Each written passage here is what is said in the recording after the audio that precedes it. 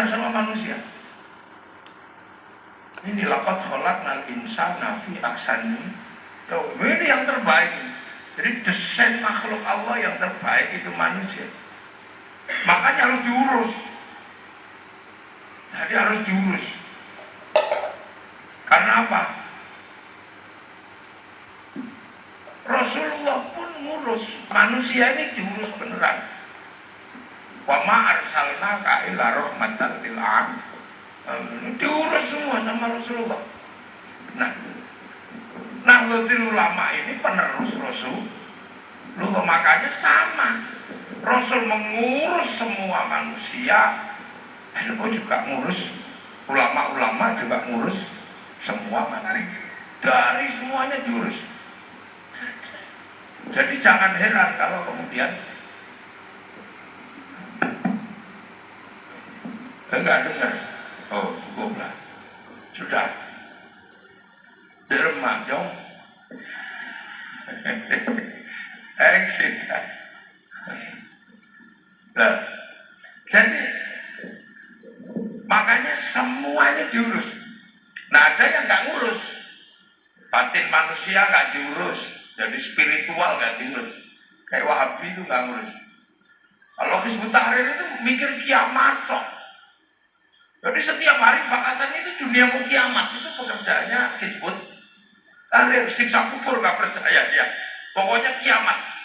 Sehingga semua orang takut kiamat karena dengar beritanya Hizbut Tahrir. Awas hari Jumat tanggal 15 Ramadan akan ada asteroid nabrak bumi. Semua takut. Akhirnya asetnya dijual semua. Diberikan sama ketua panitia hari kiamat. Ternyata satu belum terjadi, gagal. Itu gak kapok-kapok. Nah kalau kiai-kiai yang ditanya, kenapa sih kiai-kiai gak bahas kiamat? Ya karena kiamat itu bareng-bareng, jadi gak usah terlalu serius dibahas. Karena begitu belum mati semua, ngapain dibahas? Emang kiamat itu kayak listrik mati, jadi harus dibahas gini. Ada kayak Ikhwanul Muslimin, dia hanya ngurus bagaimana persaudaraan hanya sesama kaum muslimin. Dia nggak mau dengan yang lain. Pokoknya ketemu yang lain ini al-wala wal-barok, teman musuh. Sampai akhirnya karena pikirannya begitu terus terjadi keributan besar di Mesir karena begitu lihat orang yang bukan Ikhwanul Muslimin kacau gitu. Akhirnya ngamuk sak Mesir. Ikhwanul Muslimin Mursi ketuanya digantung sendiri sama orang Mesir. Jadi dunia ini isinya sudah macam-macam. Nah kebetulan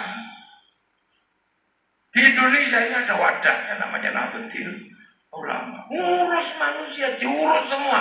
Dari mulai belum lahir sampai mati sampai diurus semua.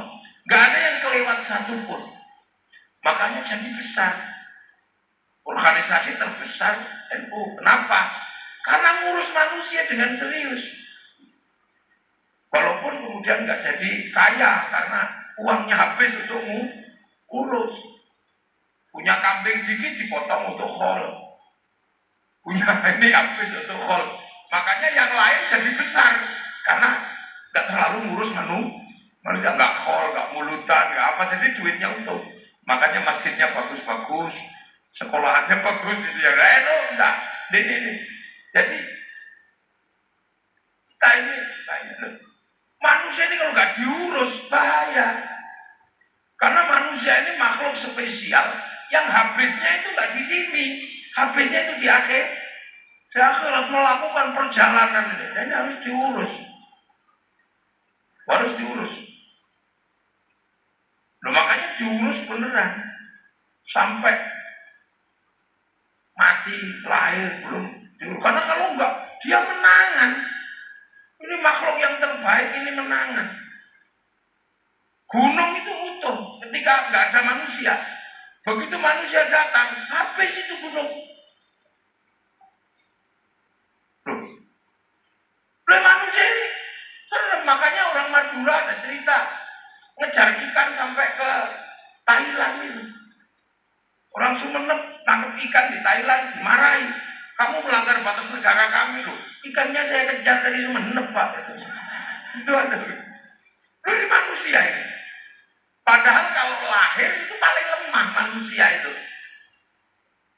Gak ada makhluk paling lemah ketika lahir seperti manusia. Tapi kalau sudah besar, menangan. Kecil dikasih minum susu, besar keras dikit gitu. Tapi kalau udah gede, arak masuk. Belum manusia. Kecil dikasih makan pisang, besar dikit gitu. Kalau udah besar, aspal masuk. Aspal, cor masuk semua itu. Duh, jangan dikira bau yang paling harum dicium-cium, parfum, bau busuk ujungnya kuku diutek-utek, dicium, itu manusia. Kadang utek-utek silet itu dicium. Burit ya, kalau ini ya burit. Dulu saya pernah diajari katanya burit naku encelem gitu. Ya, ada teman-teman abrori itu yang ngajari dulu itu abrori yang pakai belangkon. Diajari burit naku encelem ker-ker gitu. Tayek, kereden, ACC, tol bentol, katanya ada begitu. Saya nggak ngerti artinya. Tiba-tiba saya punya teman ngejar saya. Kamu diajari siapa? Katanya. Kan teman saya banyak, ada Abrori, ada Rafaizi, terus ini siapa? Yang pengasuh muda gulu-gulu ini. Fikri, Acing, macam-macam banyak.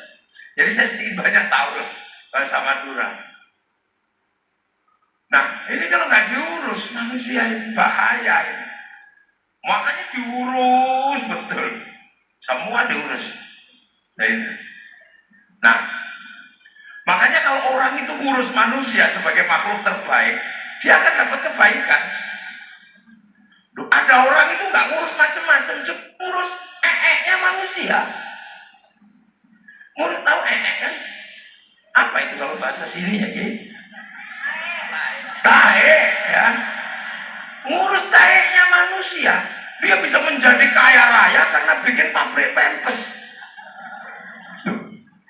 Itu karena ngurus manusia. Makanya orang kalau hidupnya miskin pasti jarang ngurus manusia. Bank-bank itu kenapa bisa kaya? Karena ngurus utangnya manusia. Emang Mbah Kariman ini kenapa jadi terkenal? Karena mau ngurus manusia. Jadi makanya jangan sekali-sekali orang itu lari dari urusan manusia. Karena begitu dia lari dari urusan manusia, dia nggak ada yang tahu. Kiai Bushro kenapa terkenal? Ngurus manusia satu kabupaten Sumeneb. Jadi bupati loh. Itu karena ngurus manusia. Ya Allah, gak usah jauh-jauh. Ngurus giginya manusia itu kaya sampean. Bikin pabrik sikat sama pabrik odol. Itu gara-gara ngurus ininya manusia. Loh, kursi ini perusahaannya besar karena apa? Ngurus pantatnya manusia ini yang dulunya enak. Jadi jangan dikira karena manusia itu yang terbaik. Laqad khalaqnal insana fi ahsani taqwim. Maka ngurus manusia itu pasti dapat kebaikan. Nah, kenapa kita ini kadang jadi orang nggak ada yang tahu, nggak ngurus? Ya karena kita kadang lari dari urusan manusia. Temennya mau utang, lari. Temennya mau curhat, nggak, bukan urusan gua katanya deh. Urusan betna. Dan urusan betna, beten. Nah, jadi manusia itu ngurus jenggotnya manusia, punya pabrik silet. Ngurus kuret, gudegnya manusia, punya pabrik salep. Kalpanak, salep 88, mie korek itu karena apa? Itu ngurus gatelnya manusia. Nah, jangan dikira dunia ini jadi ada sebesar ini karena urusan manusia. Ini jadi perusahaan sosro karena ngurus minumannya manusia. Sampai ini dari Cina datang ke sini, Amerika datang, ini ngurus mulutnya manusia. Lah ya, orang Madura Sudah kemana-mana jualan sate, ngurus mulutnya manusia. Lu orang ngurus hidupnya manusia itu kaya loh. Disembung ke kebiok-kebiok itu. Ngurus mencretnya manusia aja kaya, bikin pabrik introskop. Jadi dunia ini makanya orang-orang yang hebat itu sebenarnya siapa sih? Orang yang mau ngurus manusia. Makanya khairun nas anfa'uhum. Jadi orang kalau menjauh dari urusan manusia, dia pasti akan menjadi orang yang biasa-biasa aja. Orang bertapa itu juga kenapa? Karena pengen ikut menjadi penyelesai urusan manusia. Di mana ada di sini yang nggak ada urusannya sama manusia? Jeruk ini naik ke sini karena ngurus kiai yang juga manusia. Kacamata ngurus manusia burem. Nah, ayo coba urusan bibir ini, bibir manusia diurus. Itu jadi kaya karena pakai lipstik. Gigi manusia kalau diurus ada pabrik pagar. Apa itu pagernya gigi? Behel. Nah, itu kan itu. Jadi laqad khalaqnal insana fi ahsani taqwim. Ini jadi prinsip anak-anakku sekalian, alumni santri, berprinsip di situ. Manusia ini yang terbaik. Jadi jangan sekali-sekali kita hidup menghindar dari urusan manusia. Begitu kamu jauh dari urusan manusia, maka kamu akan ketinggalan kereta. Gak ada yang tahu kamu ngapain. Makanya seluruh produksi, seluruh mesin kehidupan ini adalah sebenarnya karena ngurus manusia. Gitu. Akan tetapi, manusia dengan urusan-urusannya yang macam-macam itu, yang ahsani taqwim ini, ternyata ada rumus yang gak bisa dihindari. Tsumma radadnahu asfala safilin, akan menjadi yang terburuk. Walaupun diusahakan diurus kayak apapun, manusia ini akan jadi tetap buruk. Gigi sikat tiap hari, kasih kalsium, waktunya protol, ya protol, ya copot. Mata walaupun dikasih vitamin A setiap hari, waktunya rabun, ya rabun. Pipi ini walaupun diusahakan kayak apa, waktunya turun, ya turun. Nah, itu manusia. Jadi jangan lupa bahwa manusia punya hukum alam yang semenjak zaman Nabi Adam sampai nanti hari kiamat hukumnya sama. Tsumma radadnahu asfala safilin. Dan ini rumus. Makanya, nah itu hilang. Jadi orang ini akan sampai ke titik yang terburuk. Sampai ketika mati lebih berharga ikan dari manusia. Bahkan mayatnya ikan orang masih berburu untuk goreng. Nah, mayatnya manusia orang berburu untuk buang. Cepet masukkan tanah yang dalam, bila perlu injek. Sudah gak peduli itu mau kiai mau siapa, kalau masuk situ ya diinjakin. Injak tsumma radadnahu asfala safilin. Illal ladzina amanu wa amilus sholihati. Ada istisna di situ. Kecuali orang yang iman dan berkelakuan baik. Itu nggak akan hina. Orang kalau iman dan kelakuan baik itu nggak akan hina. Buktinya siapa? Ya orang-orang baik itu kan nggak hina. Para kiai kecil dicium-cium, gede dicium-cium, sampai tua keriput orang rebutan nyium tangan. Jadi itu bedanya. Kecil dikasih makan, gede itu semua orang pengen memberikan sesuatu kepada para ulama, sampai tua berebut memberikan apa yang dibutuhkan oleh para ulama. Gak bisa jalan, waktu kecil dituntun, begitu gede dituntun, sampai tua orang berebut menuntut. Tapi orang kalau kelakuannya jelek, jangankan nuntut, lihat aja. Wah, kecil omong saomong ditunggu, gede omong saomong ditunggu, sampai tua itu omong saomong ditunggu. Beliau itu bedanya amanu wa amilus sholihat. Kenapa? Karena amanu ini adalah orang yang punya predikat khusus untuk selamat sampai kepada akhir kehidupan. Amanu wa amilus sholihat. Apalagi orang soleh. Orang soleh itu orang paling enak. Kenapa? Kan sudah ya kalau nggak gitu terus yang datang ratusan tahun gimana caranya? Nah, itu. Makanya Islam ini tidak pernah meninggalkan jejak orang-orang sebelumnya. Bahkan ketika manusia pertama jejaknya masih diurus sama Islam.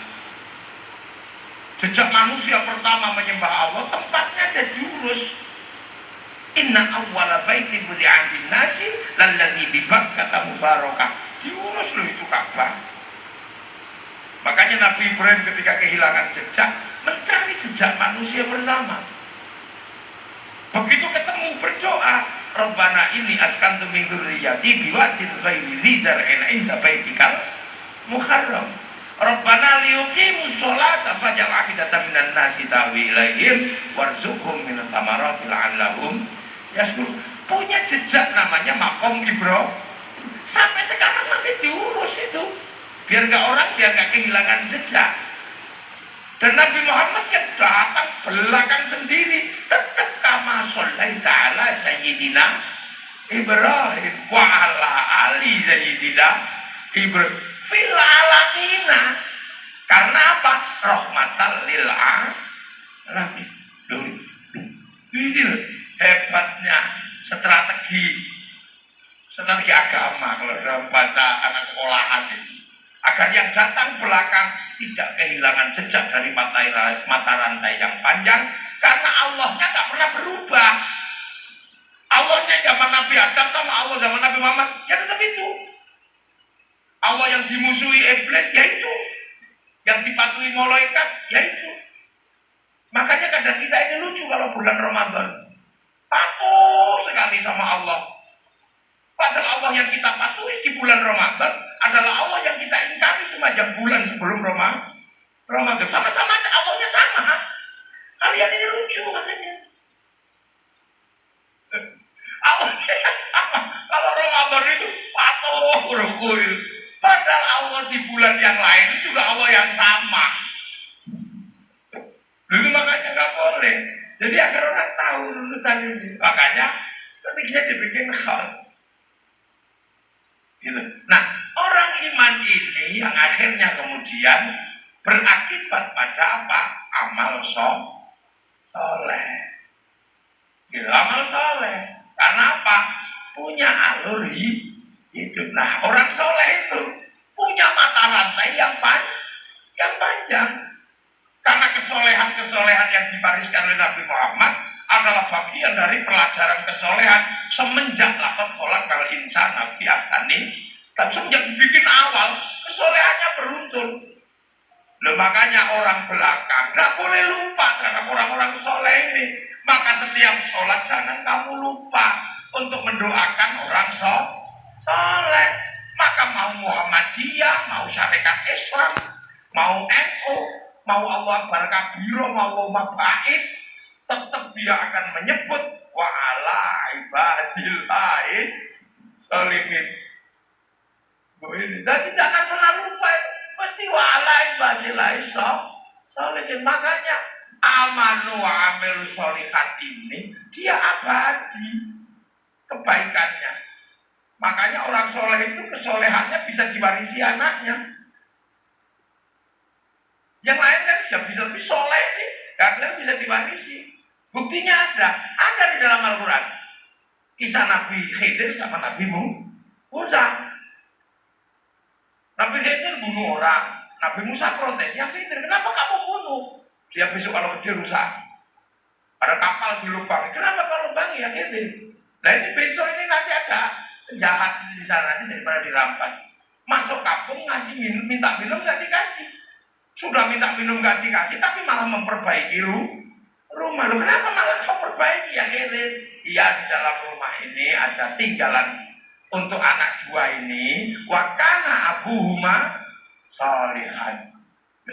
Orang tuanya soleh. Jadi makanya orang soleh itu enak. Kenapa didoakan oleh orang seluruh dunia? Makanya orang soleh itu punya pancaran kebaikan yang kalau orang berada di sekitar orang soleh akan mendapatkan hawa, akan mendapatkan rasa baik, rasa nyaman, dan rasa aman. Karena dia sedang diinstal oleh orang seluruh dunia yang gak pernah berhenti. Makanya kadang orang-orang tua kita itu kan kalau ketemu yai doakan mudah-mudahan anak saya jadi anak soleh. Bukan jadi orang kaya gitu enggak, tapi anak soleh. Karena soleh itu adalah lingkaran kebaikan yang berkesinambungan dari waktu kurun sampai nanti akhir zaman. Wa'ala ibadillahis sholihin. Makanya orang soleh itu kalau sampean pusing, deket-deket aja sama orang soleh. Kita semua akan mendapatkan pancaran dari doa seluruh dunia. Makanya obat hati itu ada namanya berkumpul bersama orang soleh. Dan itu yang paling ringan. Karena obat hati yang jumlahnya 5 itu sulit semua. Yang pertama baca Quran sekalian makna. Malah sulit itu kalau yang nggak bisa baca Quran. Mumet sampean. Sholat malam, mendirikan sholat malam, ngantuk, capek, perut lapar, capek, lelah, zikir malam, capek.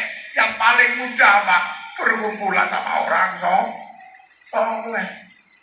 Makanya orang soleh itu jangan medit. Apa medit itu? Jangan kerek. Jangan. Karena kita ini punya timbal balik kebaikan. Maka orang soleh ini agak boleh lupa. Semua orang butuh pancaran. Ambilus lihat. Nah itulah makanya orang soleh itu gak pernah mau sendiri menunjukkan kesolehannya. Pasti dia bagi kesolehannya agar semua dapat barokah. Makanya orang soleh itu kalau doa gak mau sendiri, cuma gak mau.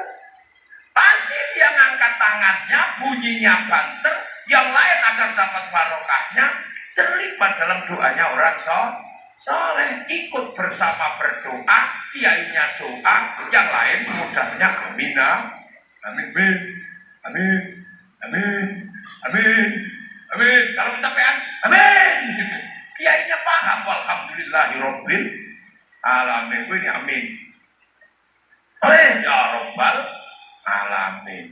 Loh, begitu semakin banyak yang ikut orang soleh ini, pancaran kesolehannya, akhirnya gak cukup satu masjid, dibawa ke alun namanya istighosah kubro. Begitu istighosah kubro, orang soleh ini barokah ya Pak, bakul tahu dapat barokahnya.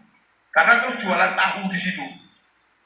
Jualan balon, jualan mainan, jualan arum manis, pasar malam bergerak. Akhirnya barokahnya orang soleh, ada transaksi jual beli, hasilnya untuk dibawa pulang oleh yang jualan, untuk bayar SPP anaknya, duit barokah, anaknya insya Allah akan barokah. Lu makanya orang soleh itu gak pernah mau sendiri. Dikir, dia gak diem dia. Pasti bunyi la ilaha illallah, la ilaha illallah, supaya yang lain mendengar dan bisa menirukan. Itu yang terjadi. Makanya kita ini bisa melihat betapa Indonesia ini semakin hari semakin baru karena orang solehnya tidak medit. Jadi semakin besar sholawat itu mestinya kan sendiri. Ya ayyuhalladzina amanu shollu alaihi wasallimu. Dan sendiri aja. Tapi kalau orang soleh, sholawat nggak mau sendiri. biar semua dapat pancaran barokahnya orang soleh. Maka kemudian sholawat berubah menjadi gerakan sholawatan. Begitu sholawatan dia menjadi besar, circle-nya, lingkarannya orang soleh tadi gede sampai ke alun-alun Sumenep, namanya Sumenep bersolawat. Wah, sudah di situ semua dapat barokah. Yang jual spanduknya laku, yang jual slayernya laku, yang jual kakang pancingnya laku. Hasilnya apa? Semua kena pancarannya orang soleh baca sholawat. Yang jual nasi seneng, jual apa seneng. Duh, akhirnya siapapun yang terlibat di situ barokah karena punjernya tetap orang soleh, orang mati, orang soleh. Ayo doakan sehari 2 hari, didoakan sampai akhirnya kemudian semua orang pengen bersama orang soleh. Diajak akhirnya ke makam orang soleh karena orang soleh yang ini mendapatkan pelajaran dari orang soleh yang sebelumnya dan sebelumnya, maka diajak ziarah ke makam gurunya. Kalau ziarah itu semuanya berjalan, apa yang terjadi? Bis pariwisata laku. Bakul bisnya dapat barokah. Elf laku. Alphard laku. Avanza jalan. Pom bensin jalan.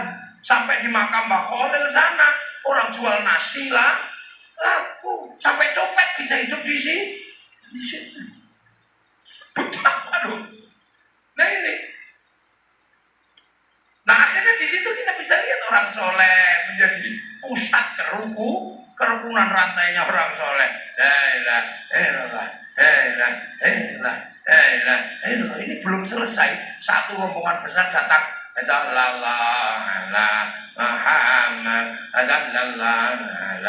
Muhammad. Belum selesai 2 ini. Datang lagi rombongan. Ibadallah, rijalallah, aghithuna li'ajalillah, akuna'u lana lillah, zanaqba'a bifadlillah. Belum selesai, datang lagi. Ila kadratin Nabi Muhammadin sallallahu alaihi wasallam. Itu belum selesai. Makam itu, makam zaman datang. Contoh ke makam Mbak Kholil. Di makam-makam wali itu kan beda-beda satu rombongan. Tahu-tahu ada satu yang datang pakai baju banser. Ini jangan-jangan mau mengambil apa ini? Gak taunya buka jaketnya, ada speaker kecil itu. Rombongan dari Sumenep, ditunggu di bis. Ya biasa aja lupa. Nah akhirnya terjadilah pola hubungan ziarah sana. Akhirnya ada kerinduan terhadap tanah-tanah yang dimana gurunya disemayamkan. Setiap tanah yang gurunya disemayamkan melahirkan kerinduan dan rasa cinta terhadap tanah-tanah dimana gurunya disemayamkan. Itu lebih cinta pada tanah air. Nah, makanya gak ada teroris itu yang suka ziarah kubur. Makanya jangan pernah mencurigai santri. Dari santri tidak akan muncul teroris di Indonesia. Gak ada mau ngebom Surabaya, takut sama makamnya Sunan Ampel. Mau ngebom Bangkalan, takut sama makamnya Mbak Kholil. Mau ngebom Sumenep, takut sama makamnya Mbak Kariman. Takut semua. Nah makanya orang kalau suka bambung itu biasanya nggak pernah ziarah kubur, lihat aja. Dulu aman. Nah itu saja. Agama ini. Dan orang soleh itu tahu diri. Terutama orang soleh yang sakti, tahu diri. Kalau yang nggak sakti, biasa aja. Makanya ulamanya dibagi 2. Ulama sakti sama ulama kurang sakti. Nah kalau kayak saya ini ulama kurang sakti.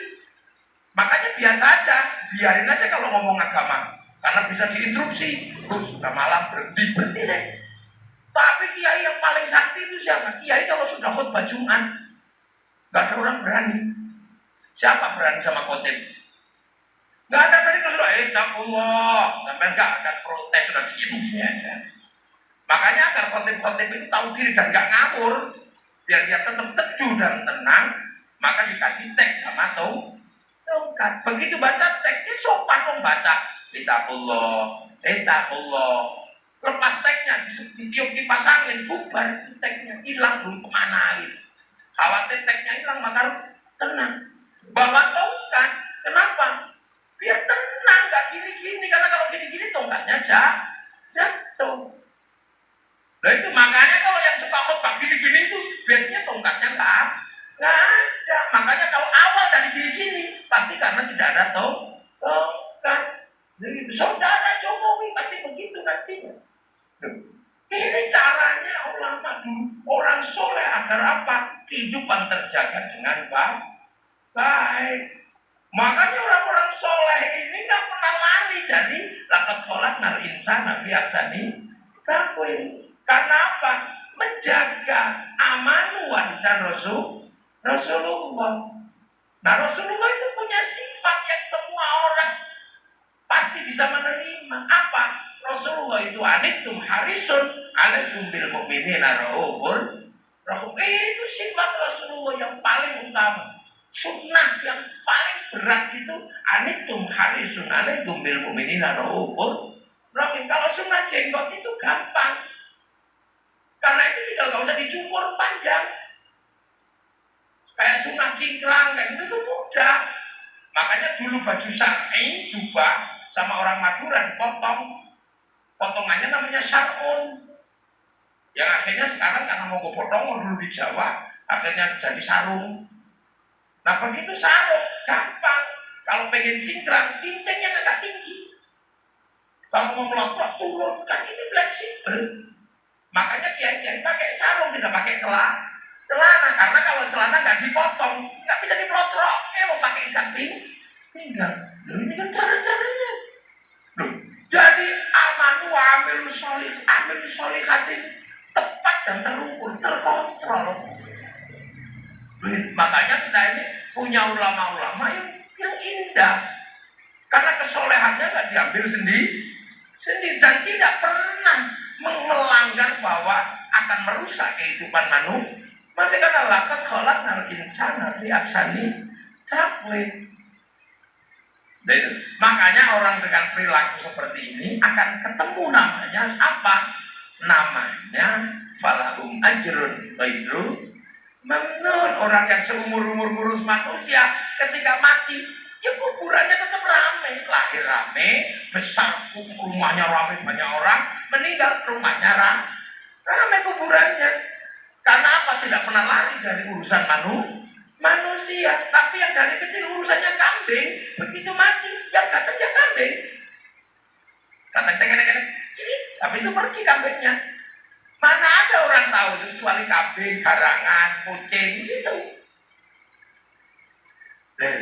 Nah, karena ini berjalan, orang baik berjalan, ramenya seperti ini, orang soleh, kalau makan bareng-bareng, apa-apa bareng-bareng, akhirnya apa?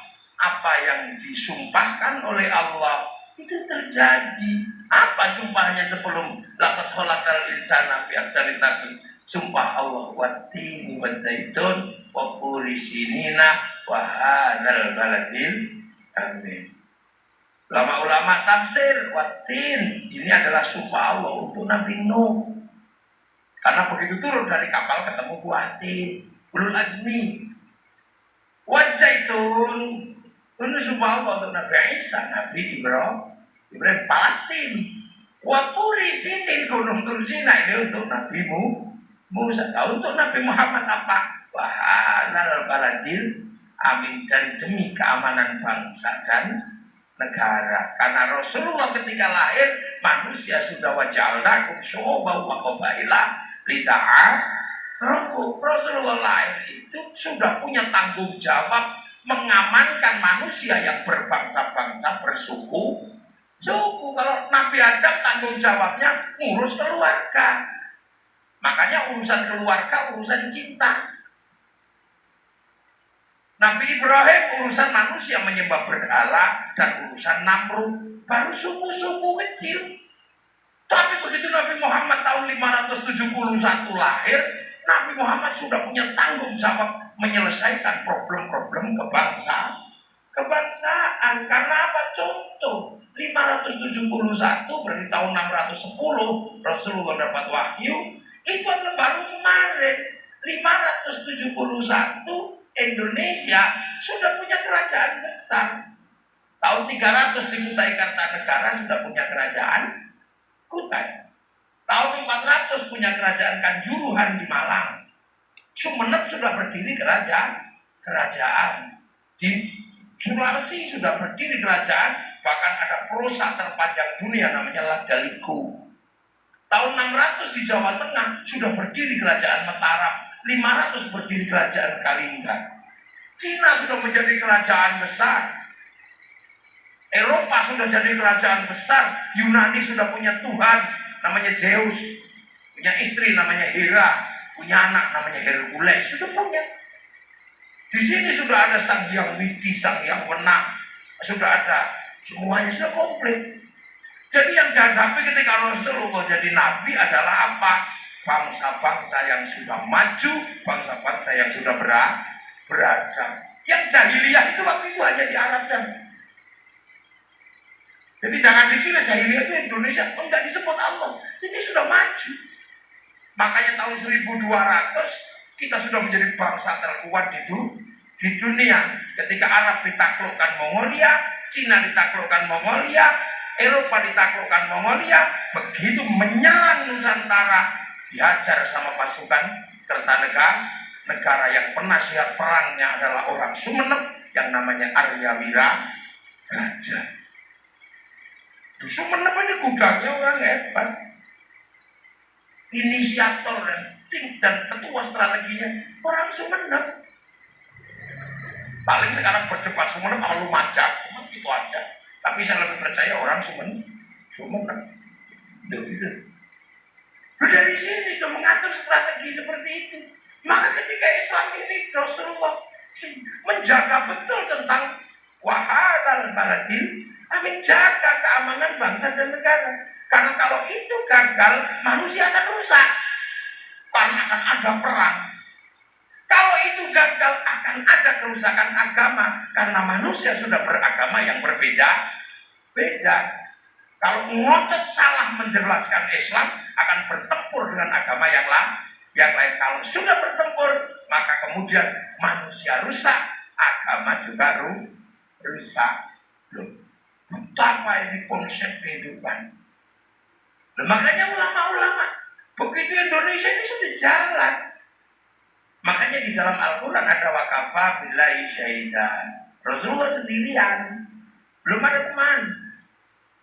Muhammadur Rasulullah. Ini gak ada teman sih. Rasul masih sendiri. Jadi Rasul mengatakan aku ini Rasulullah. Orang Mekah gak kenal. Karena orang Mekah gak ngerti Nabi. Karena Nabi itu konsepnya kitab suci. Yang punya kitab suci bukan orang Mekah. Orang Mekah konsepnya adalah penyembah berhala. Taunya dukun sama penyair. Yang tahu Nabi orang Filistin. Orang Madinah tahu. Karena pegang Taurat, pegang Injil. Sama kayak orang Madura, tahu kiai. Makanya ketika saya kesini, hati-hati dijaga bangsa. Kalau nggak dicubit sama yang di situ. Kiai ke sini repot. Makanya saya dijaga. Karena orang sini tahu ya. Coba saya di pedalaman Irian. Dikira tim pemburu babi saya. Loh itu makanya wakafa billahi syahidan Muhammadur Rasulullah sampai ketemu walladzina ma'ahu asyidda walal kufar. Orang-orang yang bersama Nabi asyid kalah sama orang kafir. Yang kafir orang mana? Yang kafir ya orang Mekah. Ya orang Arab. Sahabat namanya Abu Bakar, yang kafir namanya Abu Jahal. Enggak ada sahabat tuh namanya Joni, enggak ada. Karena sahabat itu bukan orang Madura, orang sana. Itu proses itu di sana sampai akhirnya ketemu jalan keluar yang berbeda agama lakum dinukum waliyadin sampai berdirilah namanya piagam Madinah ruhama ubainahum tarohum rukaan sujud yabtaquna fadlan minallah wa ridwanan simahum fi wujuhi min atharis sujud. Nah ini kan terjadi di sana kodifikasi ilmu hadis, ilmu ini komplit semua. Sampai kemudian Islam harus dibawa keluar dari Arab karena rahmatal lil alamin. Harus ketemu dengan aksani takwim yang berbeda Beda, harus ketemu dengan aksani takwimnya orang Arab yang tetap cantik ganteng, ketemu aksani takwimnya orang Eropa yang tinggi besar rambutnya merah, bahasanya beda, ketemu aksani takwimnya orang Cina yang tembem-tembem sipit-sipit, ketemu aksani takwimnya orang Afrika yang hitam gosong kayak kopi, ketemu aksani takwimnya orang Madura yang kecil-kecil pesek. Ini gimana? Harus dibawa keluar ini. Makanya digambarkan matarum fit Taurat atau matarum fil Injil kazar'in, seperti tanaman. Maka semenjak itu bergerak semua untuk nanam di aksani takwim yang beda. Yang ada yang membawa ke Eropa. Ini panglima perang namanya Tariq bin Ziyad. Yuk keras dia panglima perang. Apa ya? Oh, power. Yang bawa ke Cina namanya sahabat Sa'ad bin Abi Waqqas. Ada yang ke Rusia, ada yang ke Afrika. Wah, ini semua jalan kazar'in, seperti tanaman untuk ketemu dengan aksani takwim yang sudah jalan. Ketemu di sini. Ternyata ketemu di sini orang-orang sudah hebat. Ketemu di sana. Nah, ketika ketemu dengan bangsa yang berbeda-beda inilah, maka kemudian Islam harus menjadi rahmati. Gimana caranya? Di Indonesia mau diajari apa? Mau diajari hidup bersama? Di sini sudah Bhinneka Tunggal Ika. Mau diajari bercocok tanam? Orang sini sudah jago bercocok tanam. Makanya yang datang ke sini bukan panglima perang. Kalau panglima perang tawur sama Majapahit, bubar. Majapahit itu ditawur, pasti habis berapa kekuatan pasukan yang datang, habis. Mau diajari bercocok tanam, yang datang adalah pedagang. Di sini jagonya berdagang. Kapal-kapal Nusantara berdagang itu sampai di jalur Sutra. Panjang kapalnya 75 meter. Kita tidak bisa lagi berdagang ke dunia internasional karena kapal kita dicegat oleh Portugis tahun 1515 ketika Malaka kalah sama Albuquerque. Tidak boleh keluar, maka kerajaan laut berubah menjadi negara daratan. Kemudian setelah itu tahun 1870-an Inggris Malaysia dikuasai, Singapura Malaysia dikuasai Inggris. Sampai akhirnya sekitar tahun 1970-80-an sekian Inggris melakukan kejahatan waktu, di mana Singapura Malaysia dikasih 1 jam lebih awal dari waktu Jakarta, sehingga bursa efeknya buka 1 jam lebih awal dari waktu Jakarta.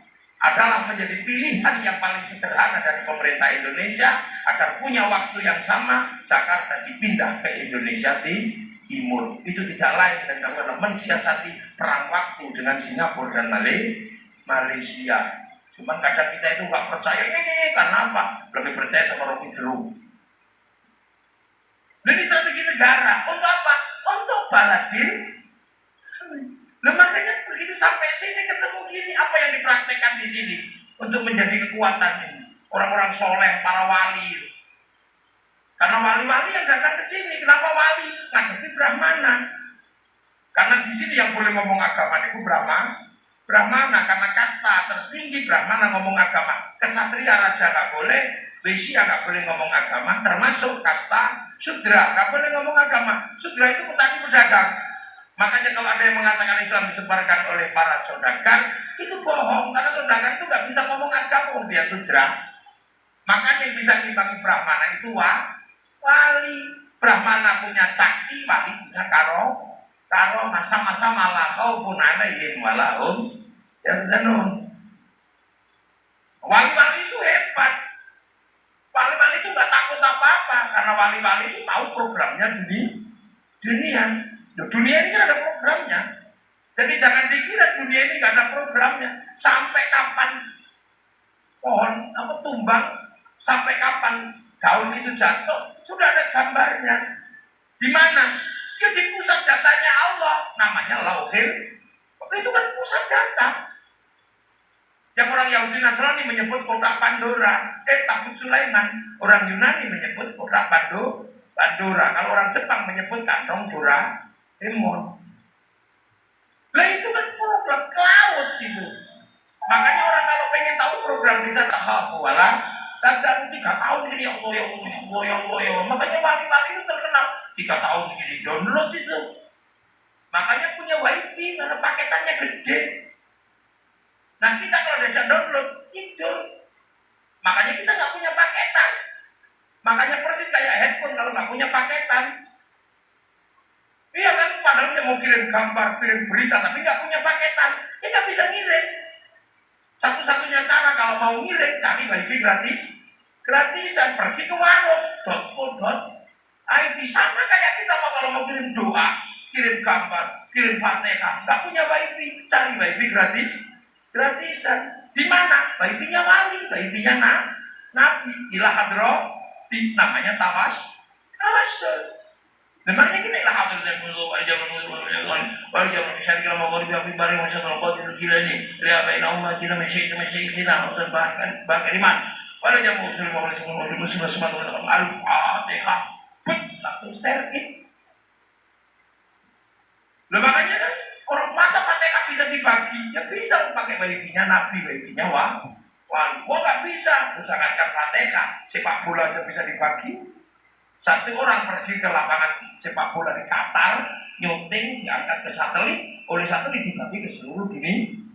Namanya siaran langsung, bagiannya sama, jamnya sama, yang penting punya TV. Makanya kalau orang nggak percaya doa bisa dibagi, orang itu nggak punya TV. Ini kan ilmu yang kata kita nih.